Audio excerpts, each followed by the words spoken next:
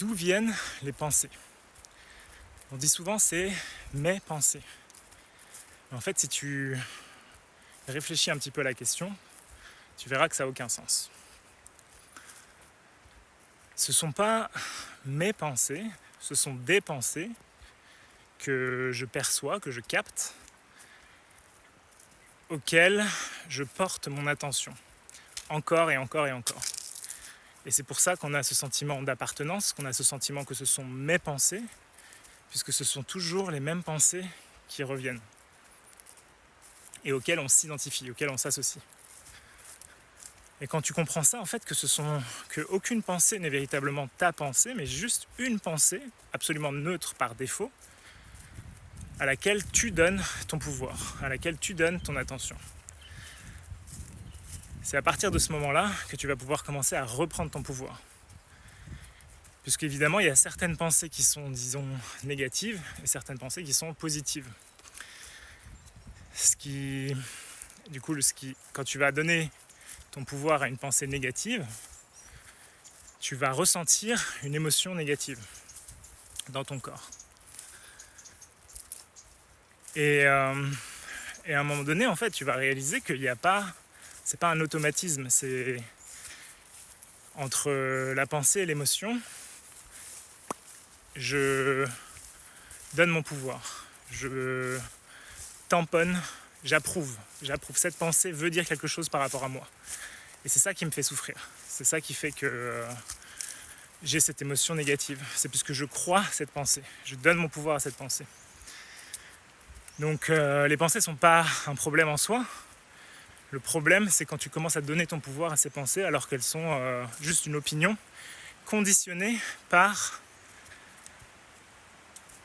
ton passé et la manière dont tu as attribué, tu as dit oui ou non à certaines pensées. Donc ce que tu veux, c'est c'est normal au début qu'il y a cette phase où pensée, émotion directement. Et du coup, tu vas, grâce à l'émotion, revenir à la pensée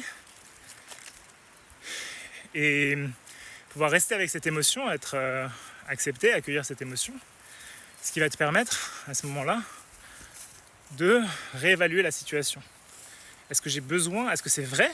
Est-ce que cette pensée vraiment est vraie par rapport à moi? Est-ce que j'ai besoin de croire cette pensée? Qu'est-ce qui me pousse à croire cette pensée? Et c'est à partir de ce moment-là que tu commences à faire le travail.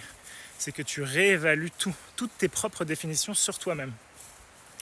Au final, quand tu vas continuer le chemin, tu vas réaliser que aucune pensée de toute façon ne veut rien dire sur toi, puisque tu peux, toi, la conscience, tu ne peux être défini par rien du tout. Tu es le pouvoir qui définit les choses, mais toi-même, tu ne peux pas être défini. C'est ce que tu es la conscience pure, immuable, qui ne bouge jamais.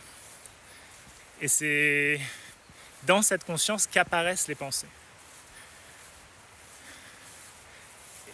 Et c'est ton attention qui met le tampon en fait. C'est ton attention d'une certaine manière où tu t'identifies, tu te dis c'est vrai, où tu donnes ton pouvoir à la pensée qui apparaît. Et donc quand tu réalises ça, de plus en plus tu vas réaliser que tu es déjà libre. Tu n'as jamais été enchaîné comme tu le crois, tu n'as jamais été esclave, mais tu as toujours été la conscience qui a conscience des pensées, même si cette identification fait que tu as oublié ce que tu étais.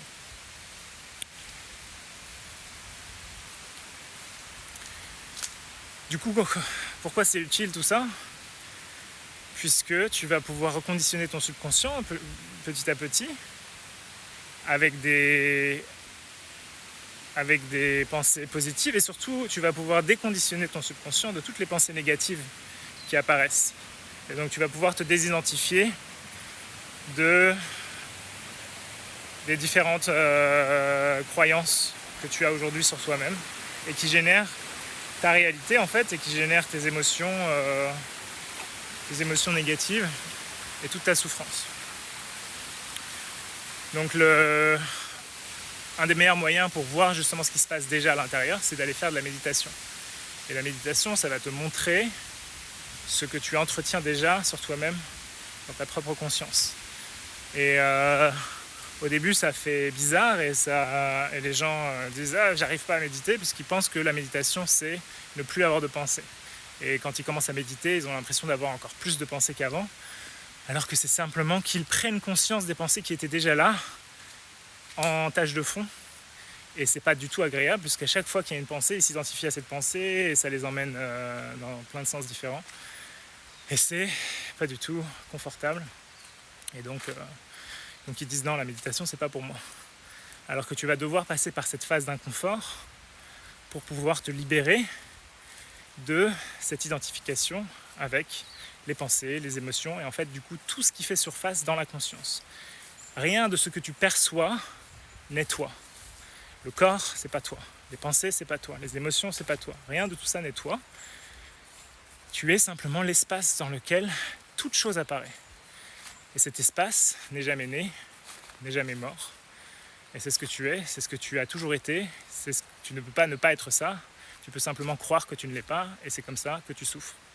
Donc si tu veux arrêter de souffrir, eh bien, tu commences à méditer un petit peu. Tu commences à voir ce qui se passe, même si c'est inconfortable. Et si tu veux aller plus loin, tu rejoins la communauté. C'est ce qu'on fait tous les jours. On reprend notre pouvoir.